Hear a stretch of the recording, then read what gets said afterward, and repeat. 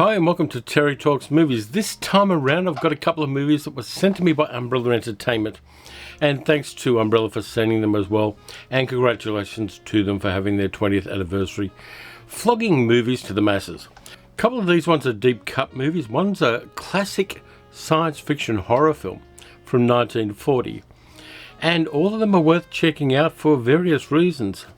Two of them are great, one of them is kind of interesting. So let's get started. I'll start out with the Ozploitation Classics. This one is from Umbrella Entertainment's Ozploitation Classics line, which kind of revives and enhances a whole bunch of movies that maybe people don't know about from Australia, and gives us a lot of extras. This one was based on a novel by a guy called Devin Minchin, who was a securities expert. He ran armoured car companies and things like that, and wrote a novel about an armoured car robbery set in Australia. He was an Australian guy. And it was called Money Movers. And the movie is called Money Movers, oddly enough. And here is the cover.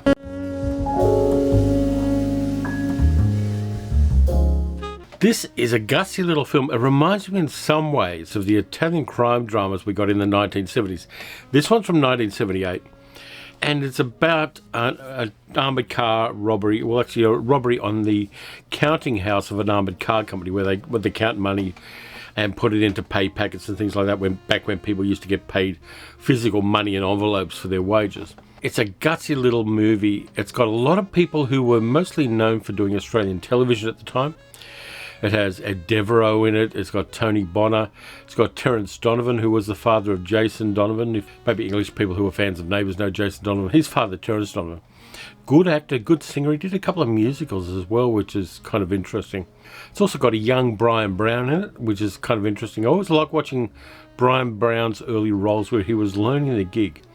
They're kind of interesting in a way, and you can see a progression on his skill and his comfortableness before the camera. And we also get a whole bunch of character actors that Australians know quite well who were around in that time. People like Frank Wilson and older character actors in there as well. We've got Alan Cassell and Lucky Grills. The names don't mean anything to people who weren't around then. But I was. A lot of these actors have worked for Crawford Productions, Hector Crawford's company, which did Australian crime TV shows like Homicide, Hunter, and Division 4. So all of these actors knew the crime genre from doing it in television, and they were very good at it.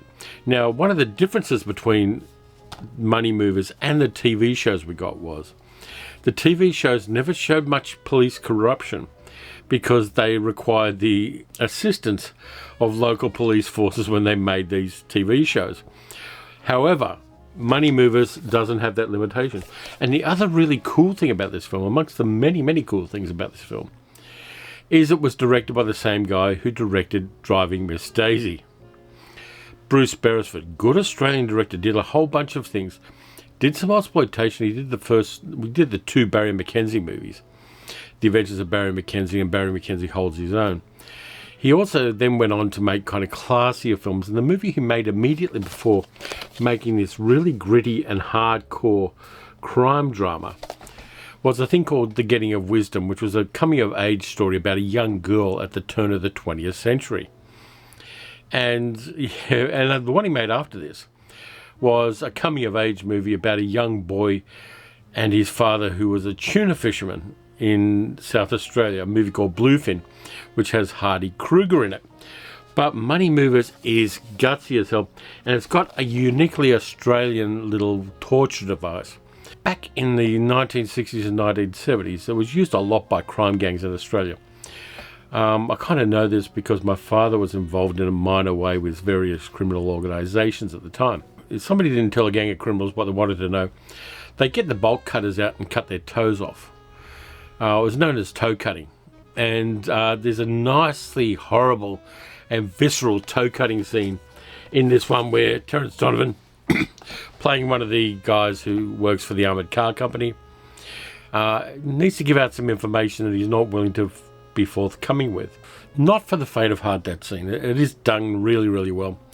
Oddly enough, this film was filmed in Adelaide, and Adelaide's not really one of the places where a lot of Australian and particularly Ozploitation movies were filmed. They mostly were filmed in Sydney and Melbourne, to an extent Brisbane and Western Australia, and they kind of skipped all over South Australia and Adelaide. But this one does, and Umbrella have put together a really great package with this. I'll let you know what the features are. I'll actually show you the first of the features. There's the outside cover. There's the back of it. Inside they've got the French movie poster for it on that side, and on this side they've got the Australian movie poster. But there's more. Inside you get a guy in a mask with a shotty, always a good look. And this is the really great bit that impressed me. A comic book of the story of the movie, which is really a kind of interesting choice. Now, there's some of the comic book art, and it tells the story of the film. Really interesting extra, really great way of value adding to this film. But there's a lot more too. The extras in the film are quite well chosen, and then things you're not going to see elsewhere. I'm just reading them off the back here, so excuse me if I look down. There's the comic book adaptation from Dark Oz.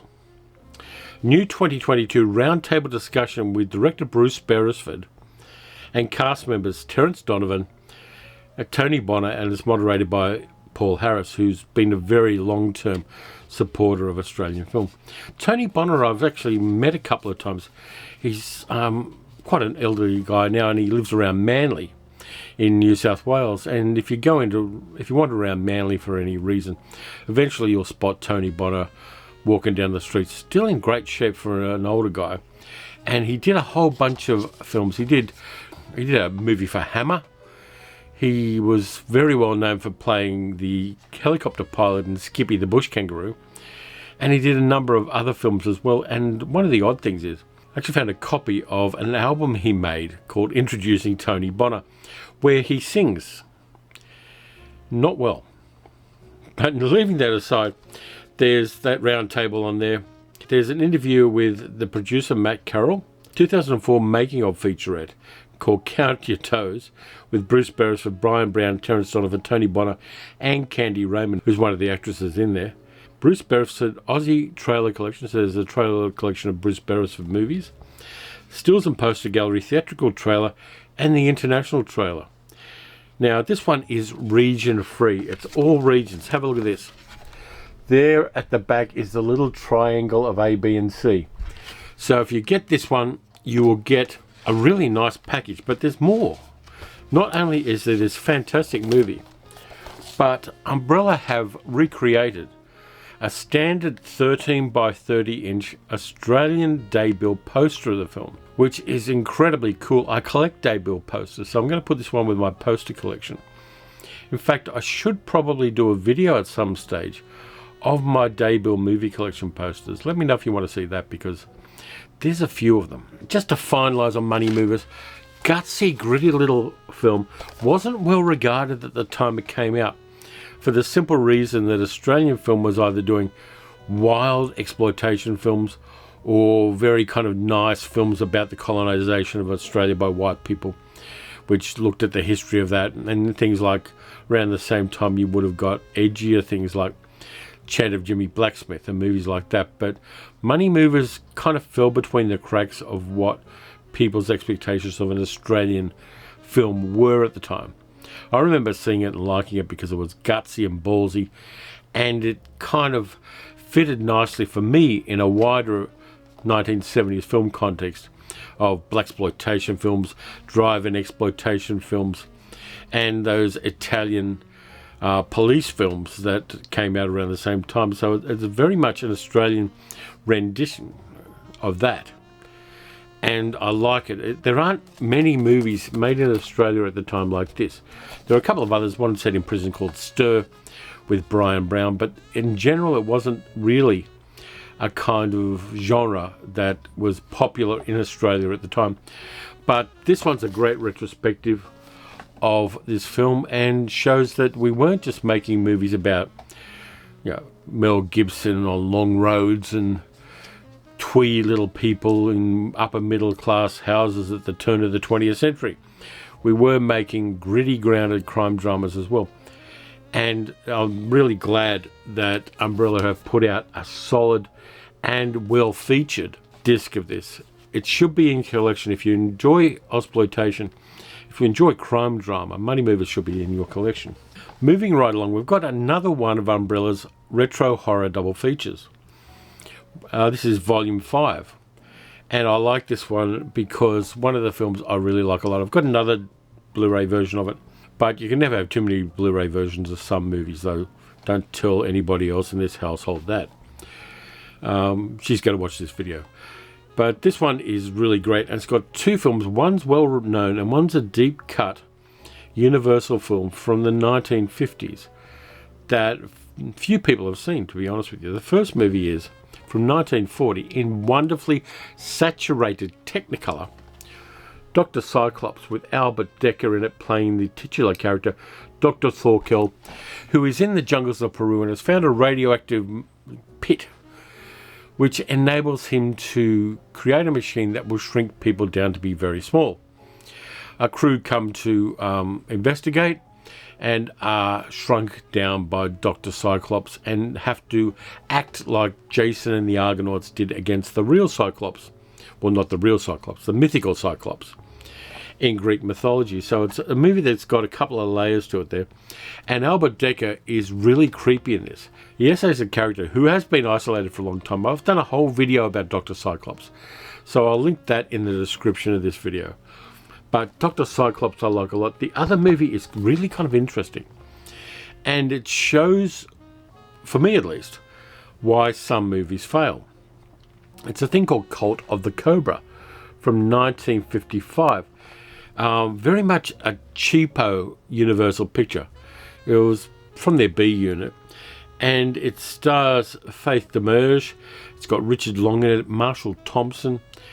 And they're the three main characters in it. Faith Demerge plays a woman who turns into a cobra. Let's cut through the spoilers. This movie setup is 1945. A bunch of 6 GIs are kind of waiting around to be sent back home after the end of the war from a place called Asia. Now, it says Asia on the tagline. And that covers a lot of territory. That covers all the way from Istanbul to Indonesia. And it covers from Siberia to the Emirates. When an American movie says Asia, it's a bit hard to figure out what they mean. But anyway, these 6 guys are wandering around and they're hanging out in nightclubs and talking about dames, as is the cliche of that particular time. And they find a guy who is a snake charmer who offers for $100 to take them to see a snake charming cult where a woman turns into a cobra. And so they do that. One of the idiots takes a photo with flash. They get chased by the cult and one of the guys is killed, and the rest are tracked down because they have disrespected the beliefs of another country and another religion for that matter. To be honest with you, the Cobra cult's not that bad. The Cobra woman chews on volunteers in the cult.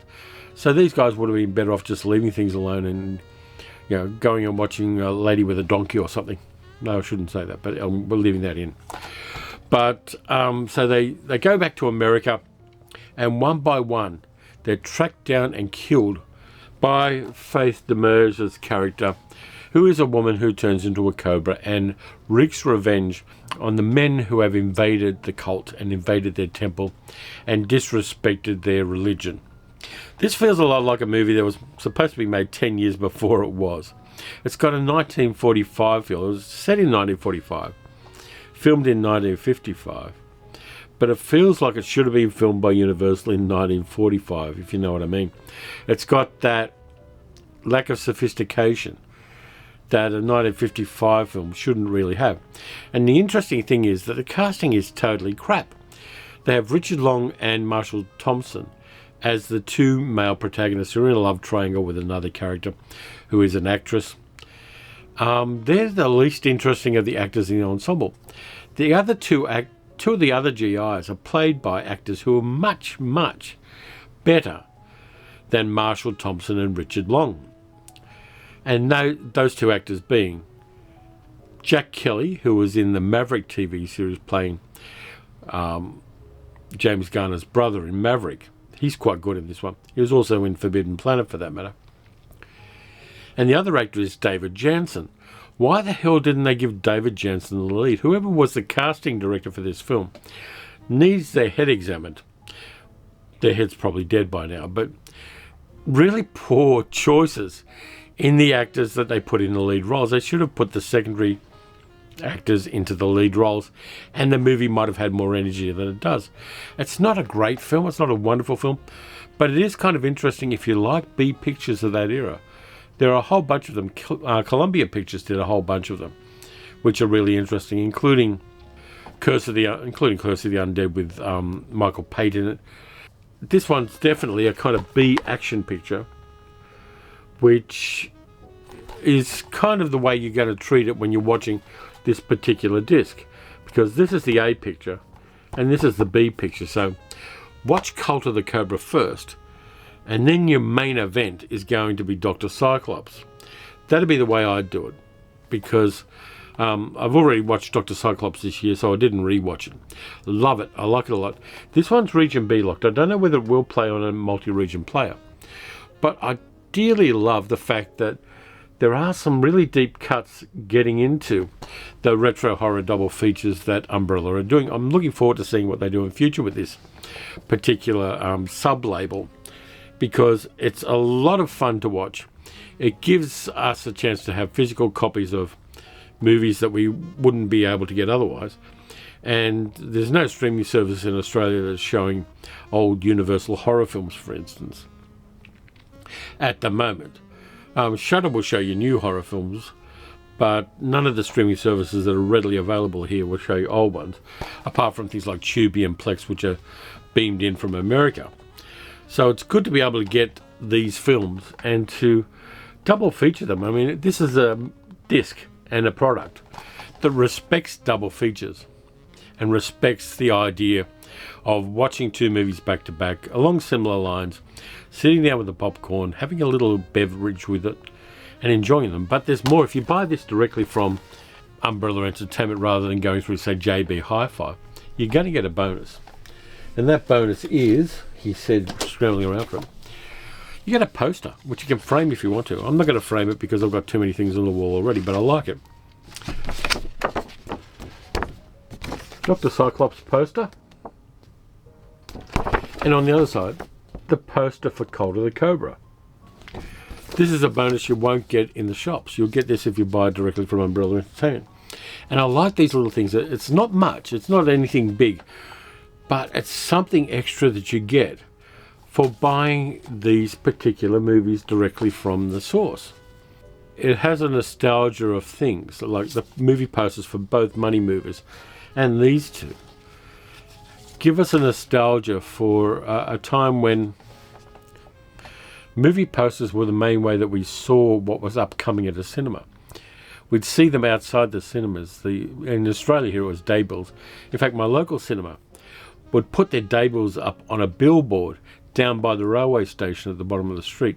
So you'd see the next two movies that are showing in the cinemas, because they'd paste the day bills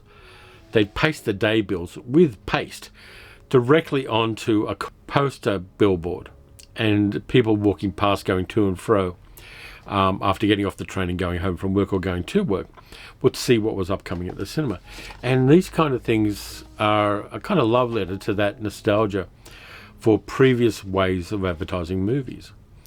And I love that a lot. But so that's what we've got for Umbrella Entertainment at the moment. Really fun bunch of films. Very different, but it shows that Umbrella is doing such wonderful deep cuts of classic cinema, both local and international. So there they are. There are the discs. I'm going to post a link to Umbrella's online store so you can pick them up yourself. But this one definitely for Ozploitation fans, and this one definitely for horror and science fiction fans. You got something for everyone this time around. So anyway, thank you very much for watching. Please hit the notification bell so you know when I'm going to do another video. I've got more things to come next week. I've got a wonderful haul of movies that I'm going to recommend for you that are just terrific stuff. And some of them are outside the stuff I usually like. Bit of science fiction, bit of other things as well. There's also going to be a video I put up for the Patreon supporters a week early about Witch movies, WITCH movies, which I've finished but I've got to edit, and I'll upload it over the weekend. But a lot of good things coming up on the channel, so hit the notification bell, like and subscribe. If you want to support the channel, you can also go to patreon.com/paleocinema and donate there. A lot of good things coming up on the channel. I'm optimistic. The weather's starting to warm up. We're starting to hit spring. There are blossoms on the tree outside the house, and all is well with the world. So look after yourselves. Watch some good movies, watch some bad movies, watch some retro movies, and I'll catch you next time.